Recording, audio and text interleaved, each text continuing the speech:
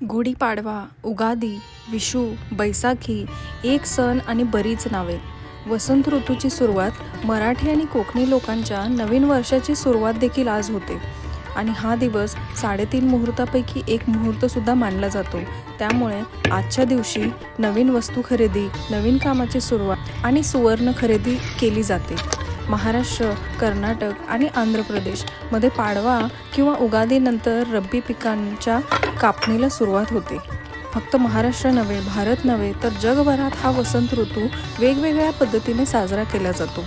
आजच्या दिवशी हिंदू लोक आपल्या घरासमोर गुढी उभी करतात. असं म्हणतात, वाईटावर मिळवलेला विजय साजरा करणारा दिवस म्हणजे गुढीपाडवा आणि गुढी ही त्याच विजयाचा ध्वज समजली जाते. गुढी हा शब्द तेलुगू भाषेतील असून त्याचा अर्थ काठी किंवा लाकूड असा होतो, तर पाडवा हा संस्कृतमधील प्रतिपद या शब्दापासून आला आहे. गुढीपाडव्याच्या माझ्या लहानपणीच्या खूप आठवणी आहेत. चैत्र शुद्ध प्रतिपदेला सकाळी लवकर उठून आंघोळीच्या पाण्यात कडुनिंबाची पाने घालून आम्ही आंघोळ करून नवीन कपडे घालून छान तयार व्हायचो. दारात रांगोळी काढून गुढी उभारणे, गुढीची पूजा आणि मग पुरणपोळीचा बेत असा एकंदरीत प्रोग्राम असायचा. पाडव्याला कुंभार कावळा म्हणजेच भारद्वाज पक्षी पाहणं हे शुभ मानलं जातं. त्यामुळे आम्ही सकाळी सकाळी त्याच्याच शोधात असायचो. गुढीची पूजा झाली की मग ओवा, मीठ, हिंग, मिरे, कडुनिंबाची पानं आणि गूळ वाटून आम्हाला खायला दिलं जायचं. कितीही कडू लागलं तरी ते त्या दिवशी जबरदस्ती खावं लागायचं.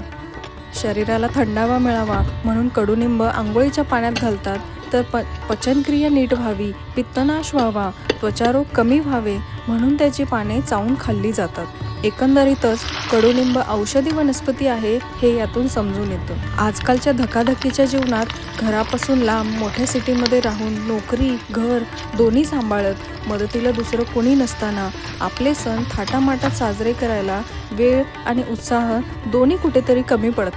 पूर्वी कसं असायचं ना, आपल्या सणवारांचा लोकांच्या जीवनशैलीशी आणि कामाशी थेट संबंध यायचा. पण एक मजेची गोष्ट म्हणजे आता आमचा सणवारांशी फक्त 1 दिवसाची सुट्टी इतकाच काय तो संबंध. काही लोकांना तर ती 1 दिवसाची सुट्टी पण नाही मिळत. असो, जितका वेळ मिळतो त्यात जितकं जमेल तितकं आपली संस्कृती पुढे न्यायची हा एकच छोटासा प्रयत्न करत राहायचं. सर्वांना गुढीपाडव्याच्या खूप खूप शुभेच्छा.